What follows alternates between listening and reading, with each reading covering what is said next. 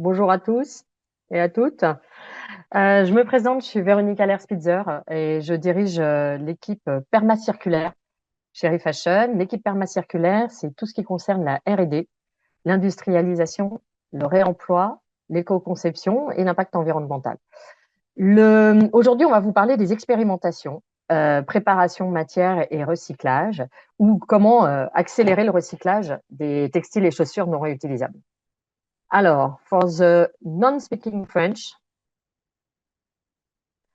so you have this QR code, and it will be also in the Q&A. So you can find the English version of what we will present there. Je vous rappelle que ce webinaire est enregistré, voilà, et que donc il sera disponible ultérieurement. Quelques petites questions d'intendance. Vous connaissez la plupart d'entre elles. Donc, le webinaire est enregistré et il sera disponible sur la chaîne YouTube Refashion. Mais aussi un rappel sur des devoirs de confidentialité et des obligations en matière de droit de la concurrence.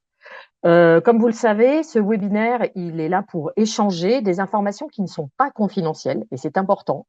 Parce que, en conformité avec le droit de la concurrence, nous ne devons pas échanger à propos ni de prix d'achat, ni de prix de vente des produits, ni de capacité de production, ni de plan de production, ni de coût ou de toute autre information commerciale sensible. C'est quelque chose qui est très important et donc voilà, merci de le garder en mémoire dans vos questions et évidemment, nous n'en parlerons pas dans la présentation. Maintenant, passons je vais vous présenter quelques mots sur Refashion. Et pour ceux qui ne le savent pas, donc Refashion, c'est l'éco-organisme de la filière textile d'habillement, linge de maison et chaussures en France. Nous existons de par la loi, nous existons maintenant depuis près de 15 ans. Donc, ceux qui dictent notre cahier des charges et non notre feuille de route, ce sont les pouvoirs publics, ministère de l'Environnement et ministère de l'Industrie.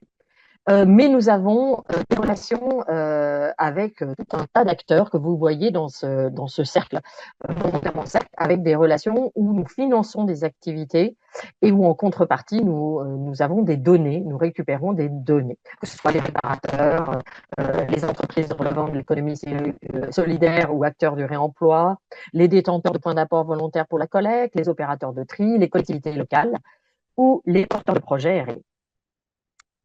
Alors, dans nos missions, pour vous parler un petit peu de nos missions, donc nous travaillons sur toutes les étapes du cycle de vie du produit. Et évidemment, la première, c'est la prévention du déchet, et jusqu'à la gestion et l'optimisation de la valorisation de ces déchets. Je préfère utiliser ce mot que fin de vie, mais l'idée, c'est tout ce qui est mis en marché à destination des particuliers en France, sur le territoire français, nous devons agir. Donc, ça passe par la prévention, la réparation, le réemploi, la collecte, le tri, la réutilisation et le recyclage. Alors, quand on parle donc de ces gisements, de ce qui est mis en marché, de quoi parle-t-on? Nous sommes encore sur les chiffres, désolé, 2022. Les chiffres 2023 sortiront en juin. Donc, on est à peu près à 827 000 tonnes qui sont mises en marché, 65% de vêtements, à peu près 18% de linge de maison et équivalent de chaussures. Pour la collecte, on collecte aujourd'hui 31%. Aujourd'hui, on ne collecte, hélas, que 31% de ce qui est mis en marché. Ça représente quand même 260 000 tonnes et ces chiffres sont en hausse constante. Pourquoi? Parce que vous le voyez sur le graphique, une partie de la mise en marché, elle va rester stockée dans nos armoires, on en a tous. Elle est réemployée directement à partir du lieu de collecte. Elle est parfois encore beaucoup jetée dans les ordures ménagères, et c'est ce qu'on veut éviter à tout prix, ou elle est collectée par des opérateurs qui ne sont pas conventionnés avec Refashion. Le tri et la régénération, c'est-à-dire ce qui va être trié dans des centres de tri, dans les 66 centres de tri qui sont conventionnés avec Refashion, c'est-à-dire qu'on a un contrat avec Refashion, ça représente à peu près 23% de cette mise en marché. Et là, 84% va être trié en France et 16% va être trié à l'étranger. On est toujours uniquement sur des textiles d'habillement, linge de maison et chaussures issus de citoyens français. Donc, et derrière, qu'est-ce qui se passe? Donc derrière, vous allez avoir 60% de réutilisation à peu près, un peu moins, dont 10% en France, le reste part à l'étranger, en Europe et plus loin. Vous allez avoir un peu plus de 31% qui vont être recyclés. Quand on parle de recyclage, de quoi parle-t-on? On parle d'effilochage, de coupe pour faire du chiffon d'essuyage, de défibrage pour faire du fil ou de broyage pour les techniques de recyclage pour faire des composites, des plastiques ou des briques. Vous allez avoir 8,2% qui vont être valorisés énergétiquement en combustible solide de récupération, qui est la meilleure solution de valorisation énergétique avec des super ratios d'efficacité. Donc ça, c'est du broyage et de la granulation. 0,5% qui va être valorisé énergétiquement juste en incinération et 0,5% qui ne sera pas du tout valorisé, qui sera juste brûlé ou enfoui. Et il faut savoir que ça, c'est un objectif que nous n'avons pas le droit de dépasser. C'est un objectif de notre cahier des charges. Donc ça, ce sont les résultats des 67 centres de tri en France et en Europe. Notre feuille de route, je vous parlais de notre feuille de route qui est dictée par les pouvoirs publics. Donc 2023-2028, elle agit sur toutes les étapes du cycle de vie du produit. De la production, pour produire mieux et réduire les impacts, la consommation, pour encourager de meilleurs usages et des achats responsables, avec la réparation entre autres, et puis la régénération, qui est vraiment pour développer la circularité des ressources et compléter le dispositif financier de soutien des opérateurs de tri et de toute la filière qui existait précédemment, et désormais avoir aussi un dispositif opérationnel. On a aussi beaucoup plus de fonds pour la recherche et le développement afin de poursuivre l'augmentation de la collecte et d'atteindre un taux de 60% de collecte qui est extrêmement ambitieux en 2028, 60% de la mise en marché qui devrait être collectée. Toujours cet objectif de valorisation de 99,5%. Vous vous souvenez, précédemment, je vous ai parlé de seulement 0,5% qui n'étaient pas valorisés. On le retrouve ici. Et un objectif de recyclage de 80% des TLC non réutilisables et de 90% des TLC qui comprennent plus de 90% de matière synthétique. Voilà pour la feuille de route. Et maintenant, je vais passer la parole à Cécile Martin pour vous présenter le dispositif. Ah non, pas encore. Je vais vous parler un tout petit peu des 3 piliers de la R&D. Excusez-moi. Donc, il y a 3 leviers pour accélérer l'industrialisation de recyclage. Le premier, c'est celui dont on va vous parler aujourd'hui, les expérimentations, préparation matière et recyclage. Le deuxième, c'est le fait d'incorporer de la matière recyclée. Et ça, on reviendra dans une prochaine session.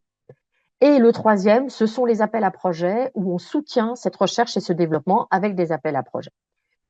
Un outil commun qui est un accélérateur pour toute la filière, c'est la plateforme Recy, qui est un accélérateur d'engagement, le site Recycle Fashion, et la plateforme où vous pouvez trouver les contacts de tous les acteurs de recyclage en France et en Europe. Et maintenant, je passe la parole à Cécile Martin, responsable innovation et recyclage. Merci Véronique. Donc, concernant justement tous ces dispositifs au service de la R&D et in fine de développement du recyclage, donc ici vous pouvez voir les différents dispositifs catégorisés par niveau de TRL. Donc TRL, c'est donc le niveau de maturité technologique de la solution qui est proposée. Donc, on a plusieurs dispositifs pour tout ce qui va être R&D innovation jusqu'au stade pilote 6, dont on appelle à projet le Challenge Innovation, qui est donc, on a l'édition 2024 en cours actuellement.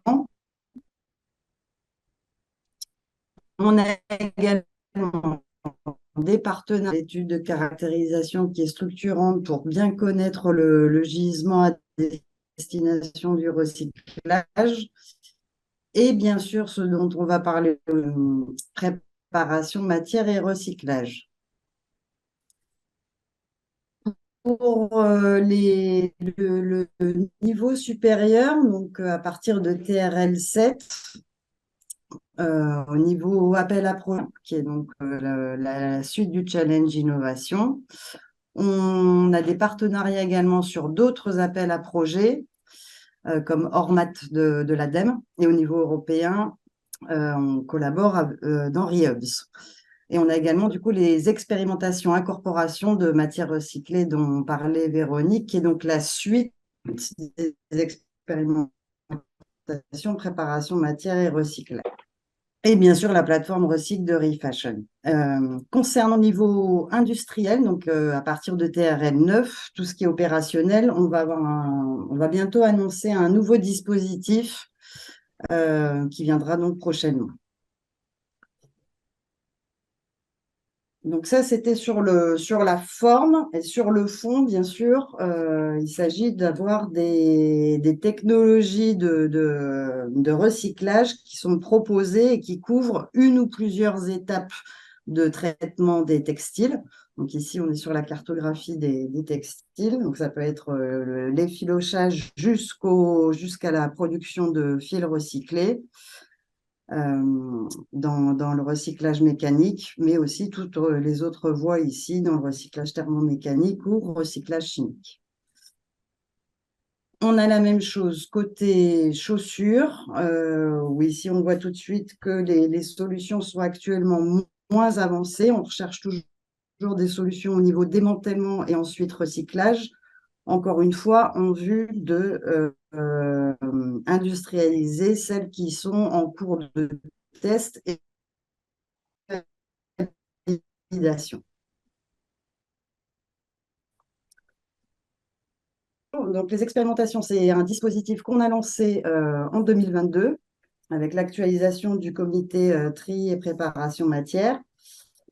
Et tout ça, le but, c'est de pouvoir tester donc en pratique de la préparation matière en fonction de cahier des charges de recycleurs.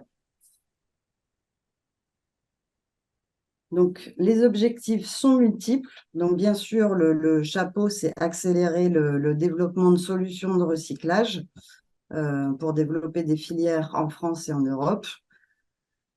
Mais les objectifs sous-jacents, donc bien sûr, c'est relier les acteurs de la filière autour d'essais pratiques de recyclage, donc en testant des nouvelles méthodes ou des nouveaux outils de surtri et préparation, comme des spectromètres ou même des lignes de tri automatisées.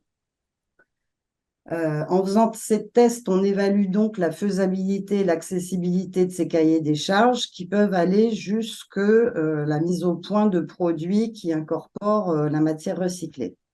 Donc tout ça va servir à tirer des enseignements, bien sûr pour les participants, mais aussi des enseignements un peu plus généraux pour la filière, et c'est ce qu'on veut vous diffuser aujourd'hui.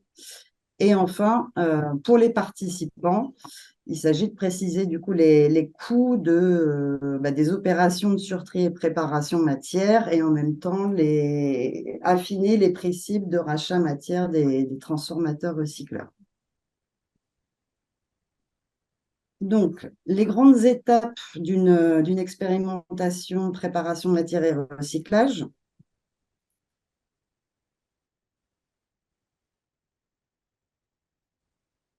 Donc, on part donc toujours d'un cahier des charges, un ou plusieurs cahiers des charges qui est proposé par le Ces cahiers des charges sont uniquement disponibles aux opérateurs de tri et préparateurs matières qui sont inscrits sur la plateforme Recycle de ReFashion, et uniquement à cette audience-là. Donc, suite au cahier des charges, les opérateurs de tri peuvent se positionner et là, on lance l'expérimentation. Donc, il y aura une partie d'identification de la bonne matière, voire une éventuelle étape de préparation matière. Donc, ça va couvrir tout ce qui est délissage, mais éventuellement mise en chiquette ou effiloché. Il y a un contrôle qualité qui est effectué par les opérateurs avant envoi de la matière préparée au transformateur recycleur, qui à son tour va effectuer un contrôle qualité. Donc, ce contrôle qualité, il peut être effectué soit en amont du recyclage ou après recyclage. Ça dépend des transformateurs recycleurs. Et si tout est conforme, bien sûr, le recycleur peut effectuer un essai de recyclage sur la matière préparée. À l'issue de cette expérimentation, on fait un bilan tripartite avec un retour d'expérience sur le lot de matière qui a été envoyé. et suit donc les échanges entre les différentes parties. Et je passe la parole à Chloé du cabinet Deloitte qui nous accompagne sur ce chantier.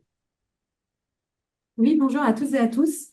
Donc effectivement, je fais partie de l'équipe de Deloitte et on accompagne ReFashion dans la mise en place et le suivi de ces expérimentations depuis leur lancement il y a maintenant 2 ans et demi, comme l'a dit Cécile, avec la création du comité tri et préparation matière en 2022. Donc c'est à ce titre qu'on voulait partager avec vous quelques mots d'historique sur ce dispositif.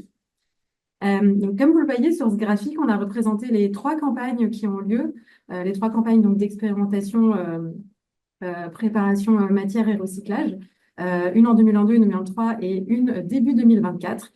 Et vous voyez représenter ici le nombre d'acteurs impliqués et le nombre d'expérimentations. Et comme vous pouvez le voir sur le graphique, c'est un dispositif qui connaît une belle accélération depuis son lancement. À chaque campagne, on a apporté des améliorations au processus et des nouveautés. Donc, en quelques mots, en 2022, pour la toute première édition, donc, où on a créé ce dispositif d'expérimentation, ça a été l'occasion pour les opérateurs de tester donc, des nouvelles méthodologies et outils sur tri, notamment les spectromètres, comme le disait Cécile à l'instant, mais aussi d'obtenir des premières estimations de coûts en fonction des méthodologies sur tri et de préparation matière pour répondre à différentes typologies de cahiers des charges. L'année d'après, en 2023, on a ouvert le dispositif à l'ensemble des acteurs inscrits sur la plateforme Recycle de ReFashion.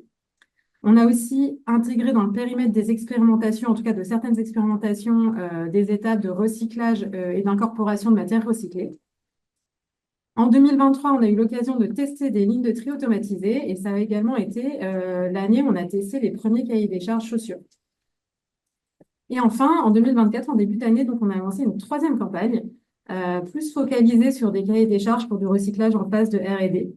Et ça a aussi été l'occasion, en collaboration avec certains d'entre vous, qu'on remercie par ailleurs, l'équipe ReFashion, d'améliorer le process. On a profité de ce retour d'expérience de 2 ans pour vraiment essayer de le simplifier au maximum pour tous les participants. Et aussi nous mettre en capacité de pouvoir traiter toujours plus de dossiers, puisque comme vous le voyez, entre 2023 et 2024, on a doublé le nombre d'expérimentations. Donc voilà, ça montre une belle dynamique et on espère qu'elle va se poursuivre sur les prochaines campagnes. On voulait également vous partager quelques chiffres clés. Donc voilà, pour revenir sur ces 3 campagnes, c'est plus de 60 expérimentations qui ont été lancées, très exactement, on en a 65 et une quinzaine qui sont toujours en cours. Ces expérimentations, elles ont couvert 26 cahiers des charges et on vous détaillera un petit peu quelle typologie de cahier des charges tout à l'heure. Ça donc inclut 35 acteurs, donc opérateurs, préparation matière et transformateurs recycleurs, qu'on remercie chaleureusement pour leur participation.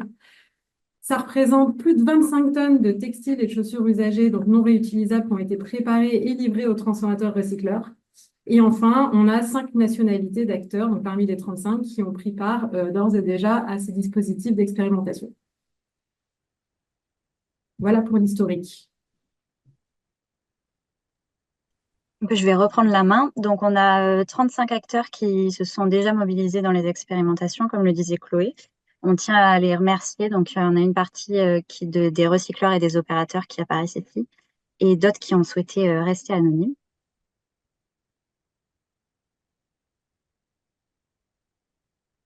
Donc, ces différentes campagnes d'expérimentation, on a reçu une grande diversité de cahiers des charges suivant les débouchés. Donc, on les a répertoriés ici en 4 grandes catégories selon le nombre d'étapes de tri pour les textiles.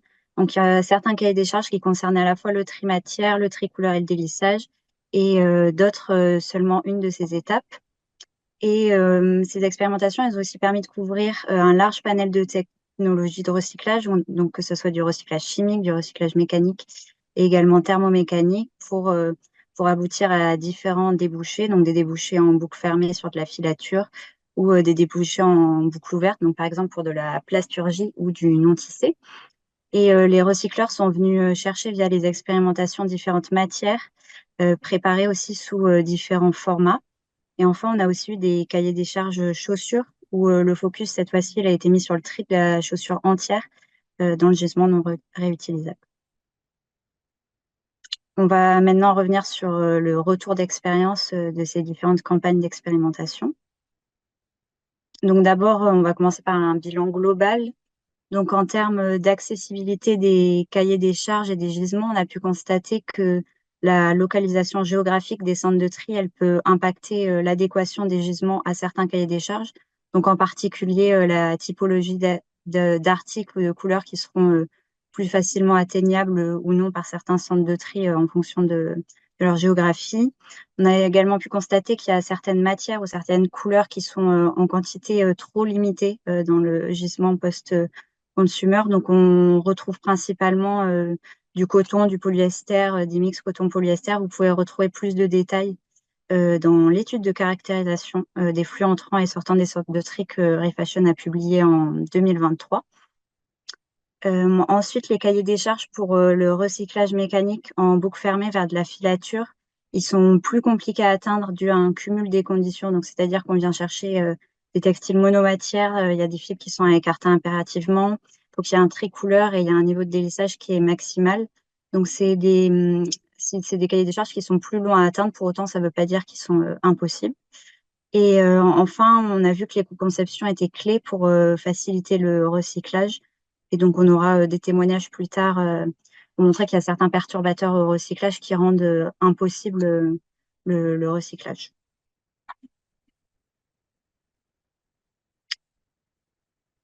Ensuite, en termes de relations entre les participants, les expérimentations, c'est un moyen d'identifier de nouvelles opportunités de collaboration et aussi d'agrandir leur réseau. Et donc, à l'issue de ces 3 campagnes d'expérimentation, on a pu voir que la majorité des opérateurs souhaitent continuer à participer pour diversifier les débouchés de leur gisement et participer au développement des filières de recyclage en France et en Europe. Il y a également plusieurs transformateurs recycleurs qui continuent de participer en publiant de nouveaux cahiers des charges, soit pour tester le recyclage de nouvelles matières, mais aussi pour proposer d'autres formats de préparation, puisque ça vient influencer leur technologie ça a une influence sur leur technologie de recyclage.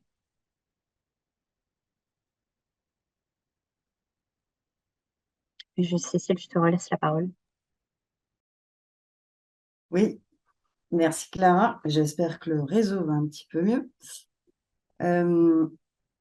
Donc, sur les retours d'expérience, donc on a eu des retours au niveau des outils de préparation, de surtri et préparation matière. Donc, au niveau du tri matière, il y a utilisation dans chez plusieurs opérateurs préparation matière de spectromètres, donc les petits spectromètres portatifs qui se montrent donc plus rapides et efficaces qu'aller chercher les étiquettes et lire la composition directement sur les étiquettes. Cependant, ces outils manquent encore de précision quand on a des matières en très faible pourcentage, en dessous de 5% typiquement. Et encore sur les textiles de couleur noire, notamment les articles synthétiques qui seraient teints au noir de carbone, ceux-là, ils sont absolument indétectables au spectromètre. On a eu dans les dernières expérimentations des tests sur des lignes de tri automatisées. Là, on voit tout de suite qu'il y a une meilleure identification de la composition matière suivant les lignes, grâce à des caméras et des logiciels embarqués qui sont un peu plus robustes. Néanmoins, il faut quand même avoir des volumes assez importants pour que le surtri puisse être optimisé sur ce type de ligne. Passer une toute petite quantité, c'est pas intéressant. Au niveau du délissage, donc on a eu une majorité des expérimentations qui ont été faites avec du délissage manuel. Donc le délissage manuel on peut être très précis avec le délissage manuel. Par contre, ça prend évidemment beaucoup de temps et ça engendre des coûts plus élevés. On a pu avoir aussi des expérimentations avec des équipements de délissage automatisés qui transforment donc la matière soit en chiquette, soit en format pré-effiloché. Et ce qu'on voit, c'est que le délissage automatisé, c'est très efficace pour le retrait des points durs qui vont donc être plus lourds. Et en constatant une perte matière qui n'est pas trop importante en fonction du format de sortie qui est demandé. Par contre, ça reste impossible d'aller délisser efficacement les accessoires un peu plus légers, et c'est même tout à fait impossible encore pour l'instant de délisser tout ce qui va être couture si on va chercher une matière qui n'est pas celle du fil de couture utilisé. Les autres enseignements, donc là on est sur les enseignements au niveau des opérateurs préparation matière. Donc ce qu'on a pu voir, et c'est eux qui le disent d'ailleurs, c'est que ça a permis aux opérateurs de mettre en place ou d'adapter, si c'était déjà en place, et optimiser tout ce qui était mode de fonctionnement et process de surtri pour recyclage, donc en fonction d'un cahier des charges donné, en faisant évoluer les postes, les process jusqu'au conditionnement, mettre en place par exemple le tri des chaussures pour le recyclage alors que c'était pas fait du tout avant. Et ainsi donc de valoriser des déchets de TLC qui étaient auparavant non valorisés ou alors envoyés en valorisation énergétique. Et bien sûr, toutes ces étapes ont permis d'améliorer l'estimation des coûts des opérations de surtri et préparation, et en même temps avoir une meilleure visibilité aussi sur les prix cibles des transformateurs recycleurs. Encore une fois, ça c'est pour les participants des expérimentations. Donc, au niveau apprentissage et donc bonnes pratiques issues de ces expérimentations. Donc, là, je ne vais pas lire toute la slide, mais si on reprend un point au niveau du surtri et de la préparation, je vais juste marquer le coup sur le tri couleur qui peut sembler une chose assez facile, mais qui est très subjective. Donc là, quand on a un nuancier de couleur qui peut être fourni par le transformateur, ben ça aide énormément. Une bonne liaison aussi avec le transformateur recycleur, c'est essentiel pour savoir quel est l'objectif du surtri et quels articles il vaut mieux privilégier ou surtout même ceux qui sont à écarter. Et on n'insiste jamais assez sur le fait de réaliser des tests préliminaires avant l'expérimentation elle-même pour avoir une bonne idée une meilleure idée du gisement à utiliser en fonction d'un cahier des charges donné. Mais je vais donner la parole justement à des opérateurs qui expliqueront ça bien mieux que moi. Et on va commencer avec Geneviève de Vosges TLC. Oui, bonjour à tous. Vosges TLC s'est inscrite, s'est positionnée dans une expérimentation sur les chaussures parce que les chaussures, comme l'a dit justement, je ne sais plus son prénom maintenant, Cécile, voilà. Comme l'a dit justement Cécile, engendre beaucoup de déchets. Donc, pour nous, c'était très intéressant de participer à une expérimentation qui pourrait diminuer et valoriser ces déchets. Nous avons donc, on s'est inscrit sur la plateforme et on a fait des expérimentations sur des chaussures avec en lien avec un transformateur. On a reçu donc notre cahier des charges. Le cahier des charges, ce qu'il faut absolument faire, c'est bien se l'approprier dès le départ parce que c'est là le poids de départ de notre tri après. Donc, une fois qu'on a bien compris et qu'on s'est mis en contact avec le transformateur pour bien comprendre toutes les subtilités de ce cahier des charges, on peut commencer, nous, à faire cette expérimentation. C'est ce qu'on a fait et à former notre personnel. Là, c'est une difficulté en plus parce qu'il faut bien que le personnel soit bien formé pour obtenir un produit qui correspond à la demande de notre transformateur. La première expérience qu'on a faite était concluante et c'est pour ça qu'on est reparti ensuite vers une deuxième expérience qui nous a permis de nous améliorer. Et donc, les retours sont plutôt favorables Et je conseille, c'est vraiment une expérimentation qui nous a permis aussi avec notre personnel, de voir comment on pouvait faire évoluer les choses dans le recyclage. Merci Geneviève. Ouais, j'ai appelé un autre opérateur. On avait plusieurs opérateurs et il y en a qui ont accepté donc témoigner des apprentissages et des bonnes pratiques. Je vais appeler Virginie Dell de Tremplin. Bonjour à tous. Écoutez, nous, on a eu un peu la même expérience que Geneviève. Donc, on s'est positionné aussi la première fois parce qu'on avait énormément de déchets de chaussures. Et donc, beaucoup partaient à cette époque à l'enfouissement. Maintenant, on a trouvé une alternative avec le CSR. Mais ça représentait vraiment un gros pourcentage de déchets. On a donc dû s'approprier le cahier des charges. Et ce qui paraît vraiment simple sur le cahier des charges, quand on se retrouve dans le centre de tri avec des centaines de chaussures, et ce n'est plus si simple. Et ensuite, c'est laissé aussi à l'appréciation de chacun, même si on forme et on essaye d'avoir des documents le plus explicites. Et aussi, les transformateurs nous apportent un cahier des charges le plus explicite possible, mais la réalité est un peu différente. Donc, on a fait la première expérimentation où on a eu un certain résultat. Et donc, on a voulu poursuivre pour une deuxième expérimentation. Et là, on est allé plus loin au niveau de la formation et on a pu du coup multiplier par 2 à 3 le gisement de collecte qu'on avait à l'expérimentation numéro 1. Donc, ces expérimentations elles nous ont permis de vraiment améliorer notre process de tri, améliorer le travail avec les salariés et comprendre bien quelle était la demande du transformateur. Et donc, maintenant, on a pu vraiment optimiser et rationaliser ce tri, notamment de chaussures. Donc, on est très content.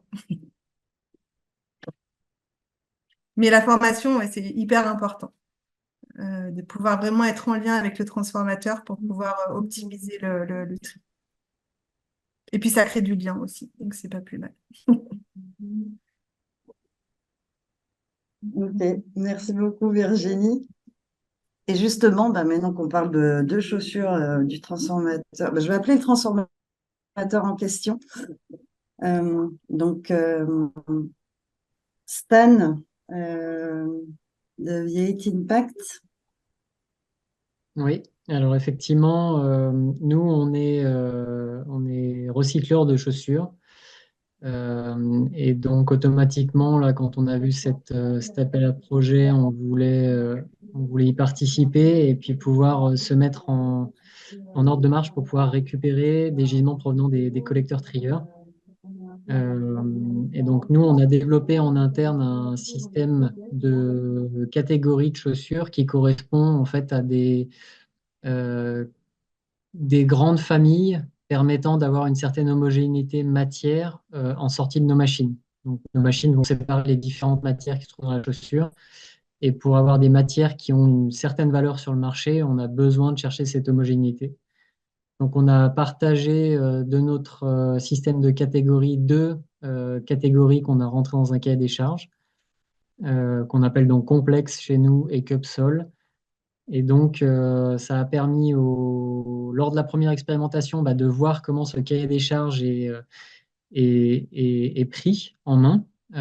Et effectivement, là, dans le deuxième niveau d'expérimentation qu'on a fait, on a pu donc, d'un côté, avec l'association Tremplin, on a pu faire une formation directement sur site. Donc, on a pu envoyer une personne de notre équipe sur le site pour aider à la formation.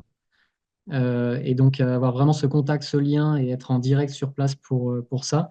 Et puis ensuite, par le biais de l'expérimentation, avec Deloitte et donc avec Geneviève, on a eu des visios de manière à recadrer le cahier des charges et s'assurer qu'on soit bien aligné par rapport à ce qu'on attend.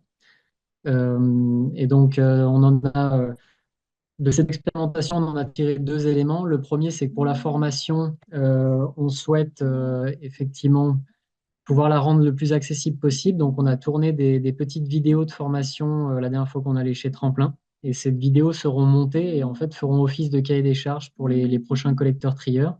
Donc, ça nous permettra de diffuser plus largement, rapidement, sans avoir à envoyer des personnes de nos équipes sur place, tout en rendant accessible ce cahier des charges à des personnes qui potentiellement n'auraient pas une bonne pratique de la langue française, qui peut être le cas parfois dans l'insertion qu'on retrouve aujourd'hui chez les collecteurs-trieurs. Et ensuite, le dernier point qui déborde un peu au-delà de la formation, c'est sur effectivement le retour de l'expérimentation. On a pu observer donc des limites au recyclage qui étaient dues aux éléments électroniques. Alors, on retrouve c'est des chaussures qui sont habituellement portées par les enfants. Alors, peut-être que des adultes aiment aussi ce genre de chaussures, je ne sais pas. Donc, c'est ce qu'on appelle chez nous les chaussures lumière. Donc, quand vous marchez, elles s'allument. Et donc, ces chaussures, soit elles comportent une pile qui, d'un point de vue risque, est assez limitée, mais de plus en plus, on observe des batteries lithium-ion.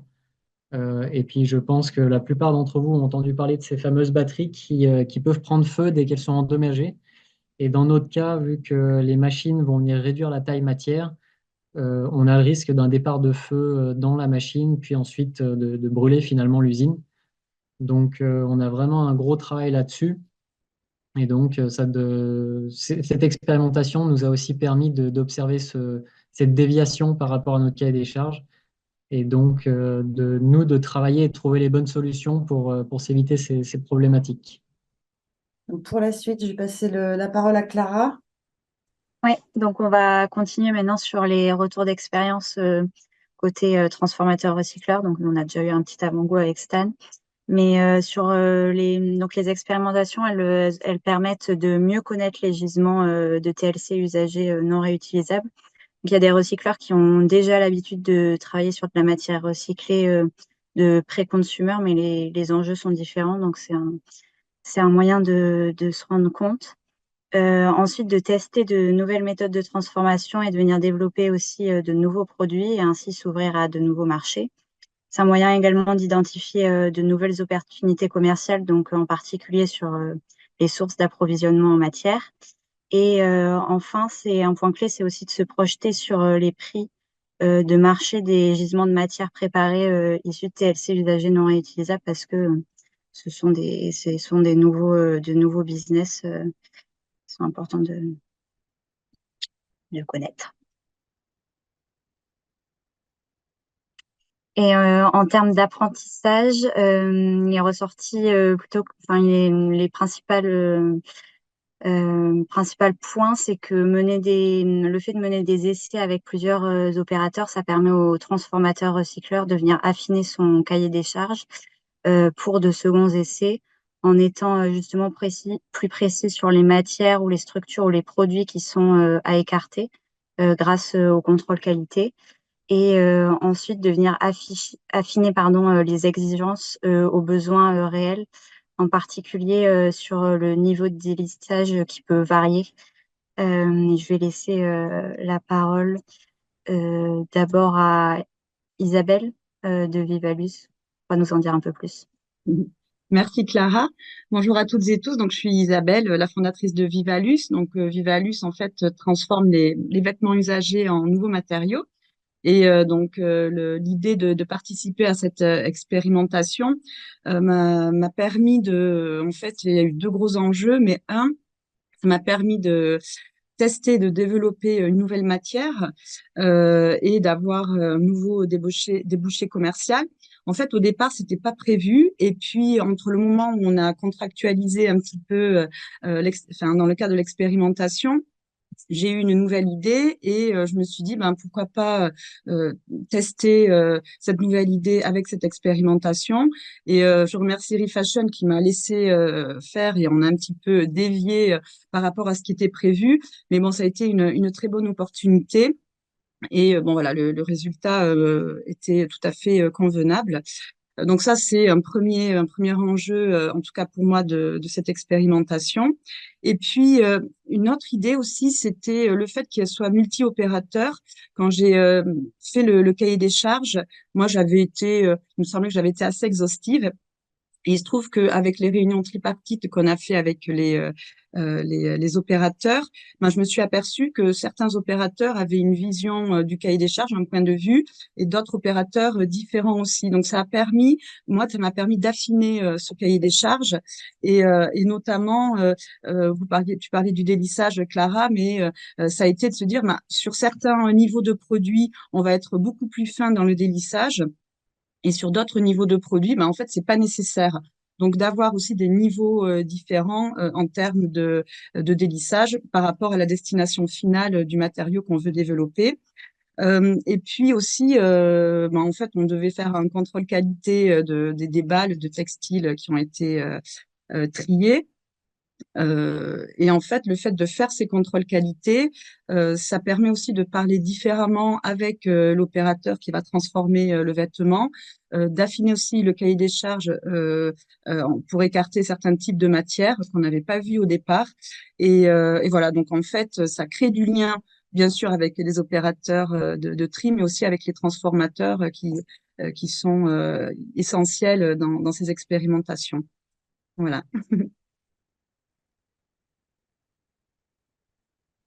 Ce que je pouvais dire. Merci beaucoup, Isabelle. Avec plaisir. On a un deuxième témoignage. C'est là que je vais appeler Camilla de Decathlon. Bonjour à tous, je suis Camilla, je suis chef de projet sur le recyclage coton à Decathlon. Et Decathlon a participé de cette expérience comme créateur du cahier des charges, mais aussi sur le suivi des étapes de recyclage et filature avec notre fournisseur. D'accord? Qu'est-ce que je peux dire par rapport à l'expérimentation? Déjà que Decathlon a été ravi de participer à ça parce que ça nous a permis de voir globalement deux choses. Donc, la première, c'est déjà de connaître la réalité de la collecte suite à méthodologie de tri disponible. Et la deuxième, c'était de tester la faisabilité du suivi de notre cahier des charges. Donc là, sur les premiers sujets, on a vu que les résultats, ils ont été très intéressants. Et nous avons vu les liens directs entre la qualité du tri réalisé, la qualité de la matière collectée et la fibre et les fils qui ont été faits sur la suite.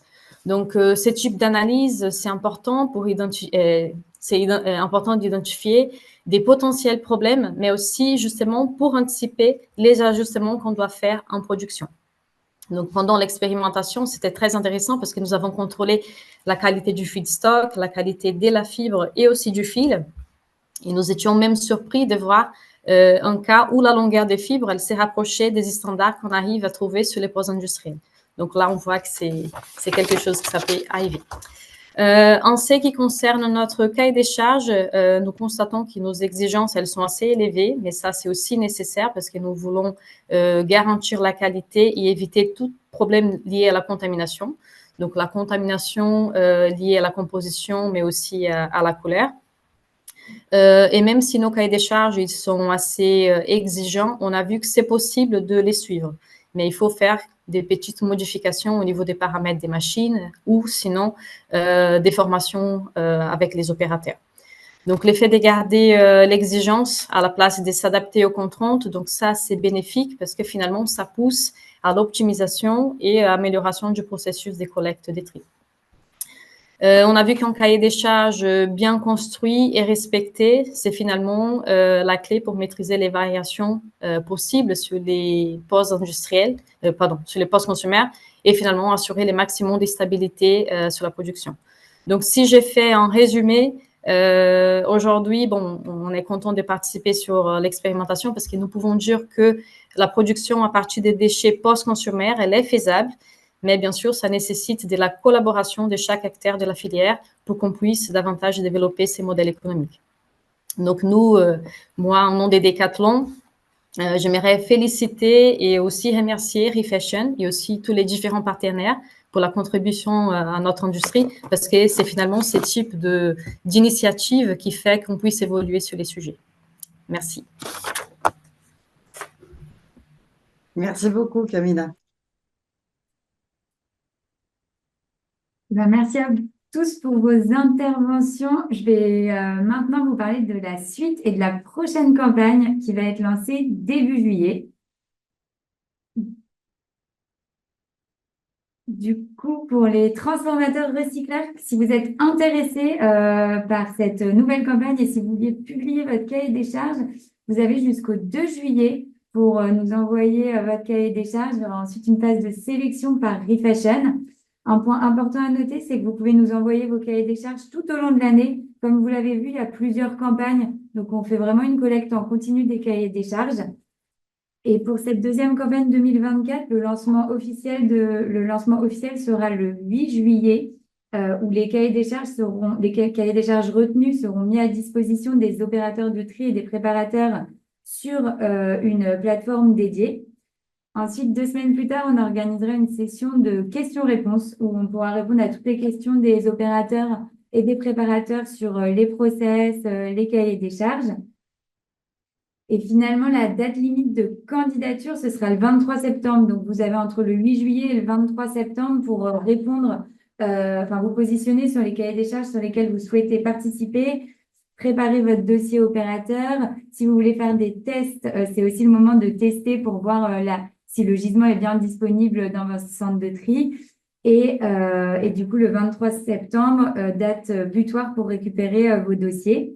Il y aura ensuite une session d'analyse par Refashion pour sélectionner les expérimentations à lancer. Cette analyse, elle durera environ 3 semaines. Et du coup, l'objectif, c'est de pouvoir démarrer mi-octobre les expérimentations. En général, on commence toujours les expérimentations avec un call de lancement avec le transformateur et l'opérateur de tri, justement pour s'aligner sur la demande, pour bien valider que le gisement a envoyé, etc. Donc, vous verrez si vous êtes intéressé, si vous voulez participer, il y a des points d'étape qui sont effectués. On communique beaucoup entre nous, comme l'ont mentionné tous les intervenants tout à l'heure. Et je vais vous partager quelques informations clés, donc notamment sur les conditions de participation. Il est très important d'être inscrit, il est nécessaire d'être inscrit sur la plateforme Recycle de Refashion pour participer aux expérimentations et de compléter un dossier, puisque les expérimentations sont éligibles à un financement de Refashion. Et un petit rappel sur les modalités. Du coup, comme je vous le disais tout à l'heure, les campagnes sont organisées 1 à 2 fois par an. Et Refashion finance les expérimentations à hauteur d'une limite de remboursement qui est définie en amont et qui vous sera bien sûr communiquée.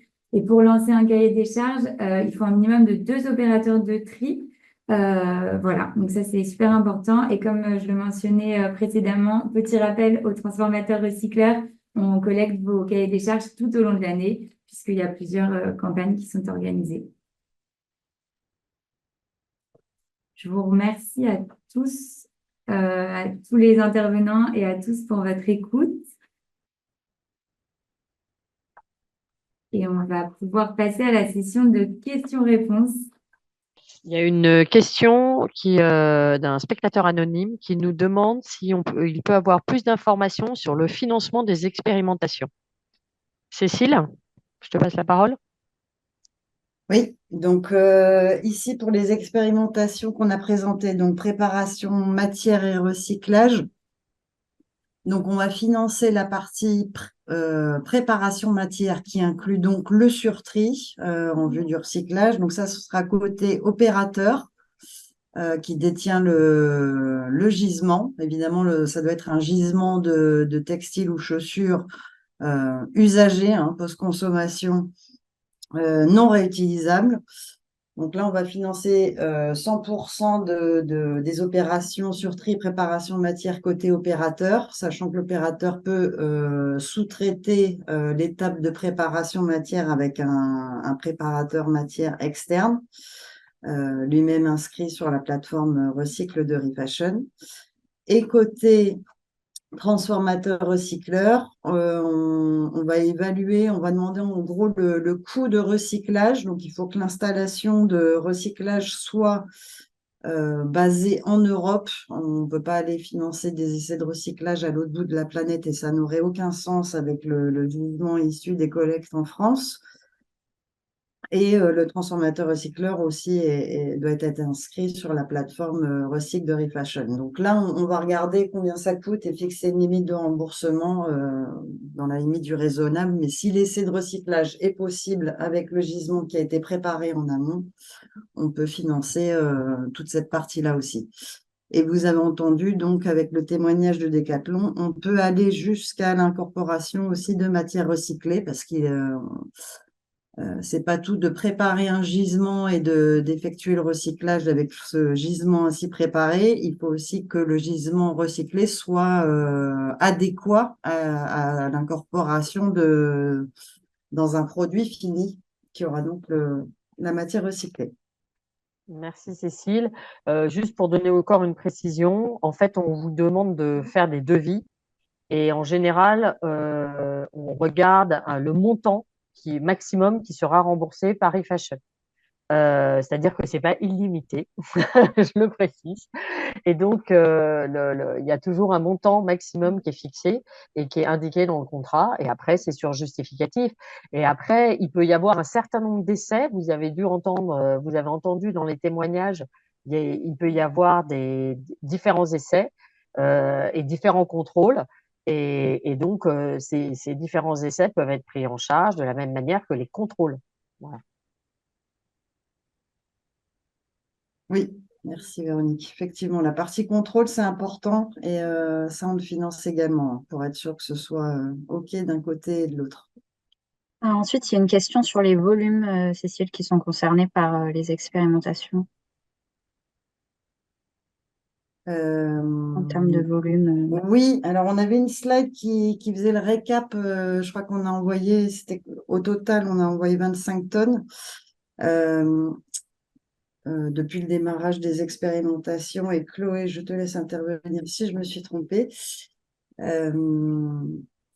Après, par cahier des charges, c'est très variable. Donc, sur les technologies de recyclage qui sont déjà très matures, il peut y avoir des quantités demandées par le transformateur recycleur qui sont de l'ordre de 1 à 2 tonnes, hein, voire un peu plus. Et après, sur les technologies de recyclage qui sont beaucoup moins matures, là, dernièrement, on a fait une phase d'expérimentation plutôt R&D qui portait beaucoup sur le recyclage chimique. Et donc là, les quantités concernées est évidemment beaucoup plus réduites, de l'ordre d'une centaine de kilos, voire moins. Et donc, vous l'entendez, ça dépend des cas. C'est pour ça qu'on est dans des expérimentations. Et donc, on peut avoir des acteurs qui nous demandent des volumes beaucoup plus importants.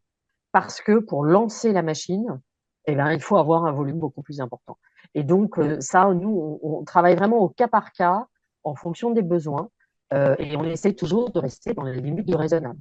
C'est-à-dire qu'effectivement, compte tenu de la connaissance des équipes des différentes solutions de recyclage, voilà, c'est un échange, c'est un dialogue, et on essaie de rester en limite du raisonnable, mais on peut avoir des demandes de volume important, comme des demandes de tout petits volumes qui sont aussi parfois perturbants pour les opérateurs de tri quand ils voient arriver ces demandes. Voilà.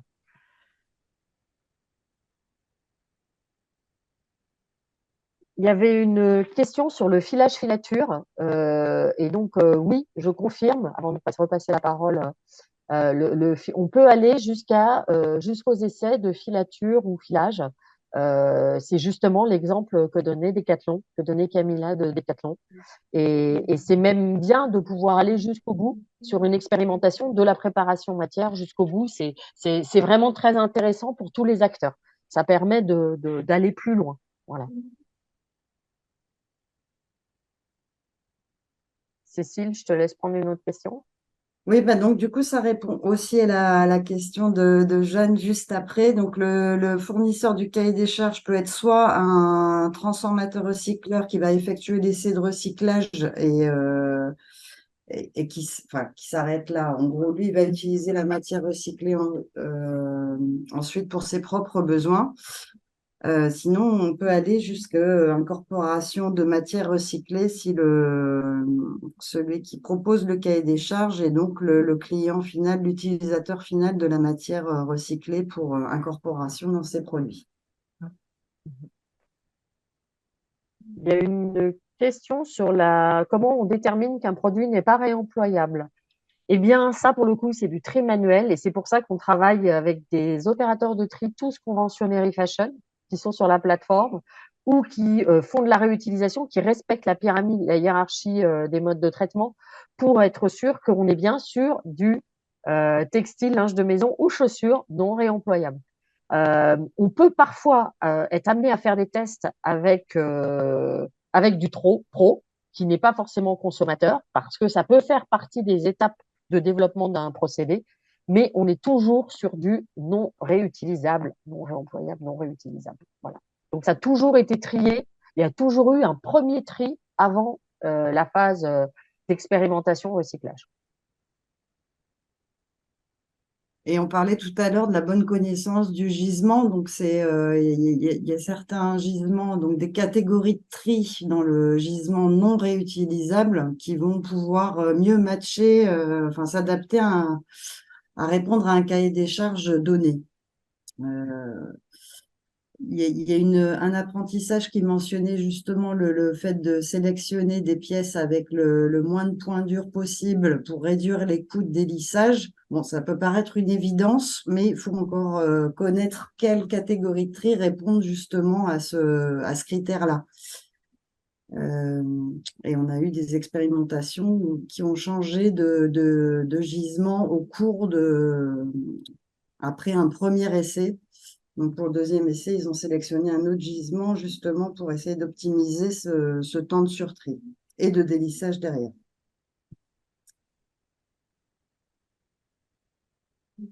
Alors, je vois qu'on a une petite demande pour Stan de V8 Impact.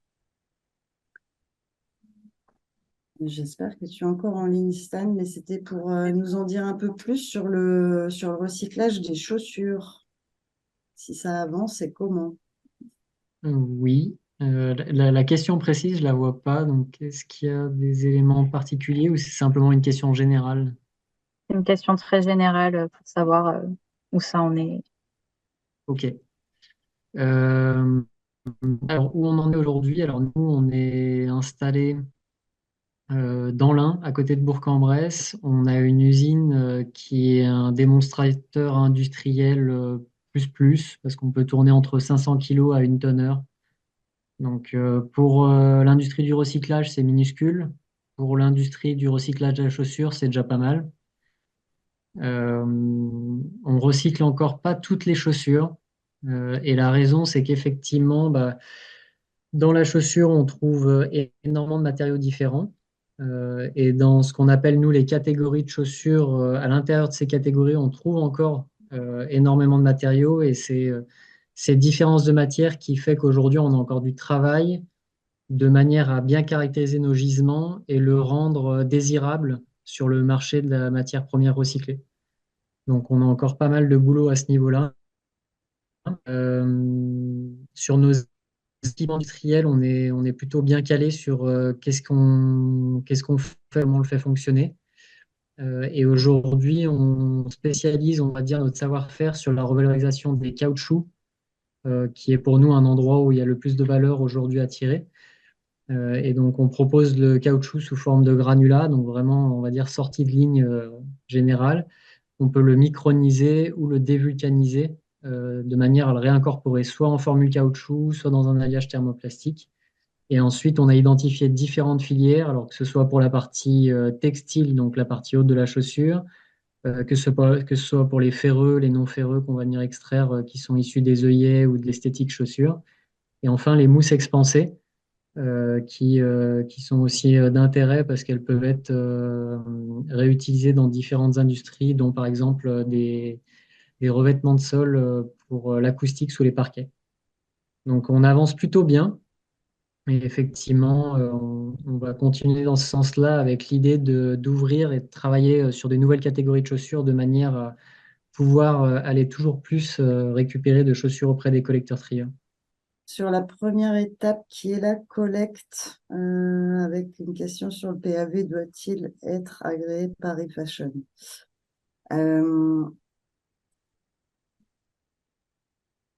Ici, en fait, la première étape dans tout ce qui va être expérimentation, préparation, matière et recyclage, la première étape, ça va être le sur-tri pour recyclage après le tri standard qui a lieu dans le centre de tri.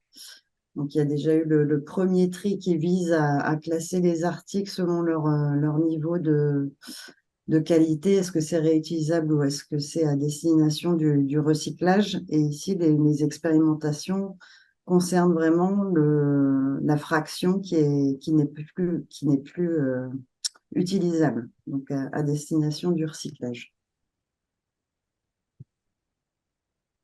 On est sur des gisements, comme on disait tout à l'heure, mode. Donc tout ce qui est pro, ça ne rentre pas dans notre périmètre et c'est donc exclu du périmètre des expérimentations aussi. Si tu passes à la slide suivante, il y a l'adresse mail de contact si jamais vous voulez nous envoyer des cahiers des charges ou si vous avez besoin de plus d'informations sur le dispositif.